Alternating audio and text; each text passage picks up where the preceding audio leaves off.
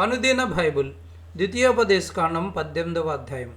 యాజకులైన లేవీయులకు అనగా లేవీ గోత్రీయుల అందరికీ ఇశ్రాయేలీయులతో పాలైన స్వాస్థ్యమైనను ఉండదు. వారు యెహోవా హోమ ద్రవ్యములను తిందురు, అది వారి హక్కు.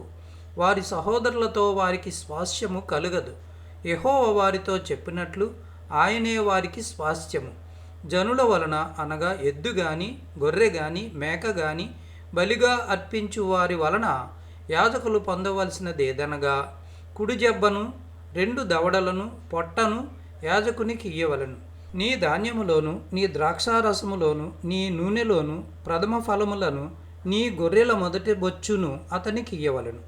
నిత్యము యెహోవా నామమున నిలిచి సేవ చేయుటకు నీ గోత్రములన్నిటిలోనూ అతనిని అతని సంతతి వారిని నీ దేవుడైన యెహోవా ఏర్పరచుకొని ఉన్నాడు. ఒక లేవీయుడు ఇశ్రాయేలుల దేశమున తాను విదేశిగా నివసించిన నీ గ్రామములలో ఒక దాని నుండి యెహోవా ఏర్పరచుకొని స్థలమునకు మిక్కిలి మక్కువతో వచ్చినప్పుడు అక్కడ యెహోవా సన్నిధిని నిలిచి లేవీయులైన తన గోత్రపు వారు చేయనట్లు అతడు తన దేవుడైన యెహోవా నామమున సేవ చేయవలెను. అమ్మబడిన తన పిత్రాజితము వలన తనకు వచ్చినది కాక అతడు ఇతరుల వలె వంతు అనుభవింపవలెను. నీ దేవుడైన యెహోవా నీకిచ్చుచున్న దేశమున నీవు ప్రవేశించిన తర్వాత ఆ జనముల హేయకృత్యములను నీవు చేయ నేర్చుకొనకూడదు. తన కుమారునైనను తన కుమార్తెనైనను అగ్నిగుండము దాటించు వానినైనను శకునము చెప్పు సోదిగానినైనను మేఘ శకునములను గాని సర్పశకునములను కానీ చెప్పువానినైనను చిల్లంగివానినైనను మాంత్రికునైనను ఇంద్రజాలకునైనను కర్ణపిచాచి నడుగువానినైనను దయ్యముల వద్ద విచారణ చేయువానినైనను మీ మధ్య ఉండనీయకూడదు. వీటిని చేయి ప్రతివాడును యెహోవాకు హేయుడు. ఆ హేయములైన వాటిని బట్టి నీ దేవుడైన యెహోవా నీ ఎదుటి నుండి ఆ జనములను వెళ్ళగొట్టుచున్నాడు. నీవు నీ దేవుడైన యెహోవా యొద్ద యథార్థపరుడివై ఉండవలెను. నీవు స్వాధీనపరచుకొనబోవు జనములు మేఘ శకునములను చెప్పు వారి మాటను సోదిగాండ్రి మాటను విందురు. నీ దేవుడైన యెహోవా నిన్ను అలాగున చేయనీయడు. హోరేబులో ఆ సమాజ దినమున నీవు నేను చావక ఉండినట్లు మళ్ళీ నా దేవుడైన యెహోవా స్వరము నాకు వినబడకుండునుగాక, ఈ గొప్ప అగ్ని నాకు ఇకను కనబడకుండునుగాక అని చెప్పి తిని.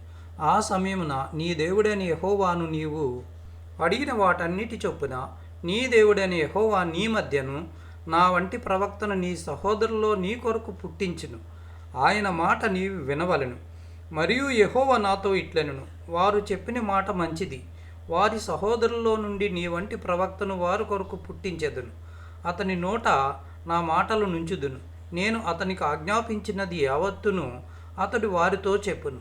అతడు నా నామమున చెప్పు నా మాటలను వినని వానిని దాని గురించి విచారణ చేసేదను. అంతేకాదు, ఏ ప్రవక్తయు అహంకారము పూని నేను చెప్పుమని తనకు ఆజ్ఞాపించని మాటను నా నామమున చెప్పునో ఇతర దేవతల నామమున చెప్పునో ఆ ప్రవక్తయును చావవలెను.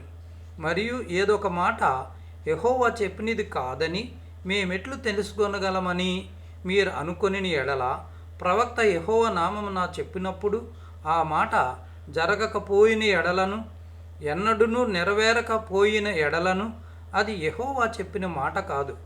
ఆ ప్రవక్త అహంకారము చేతనే దాన్ని చెప్పెను గనుక దానికి భయపడవద్దు.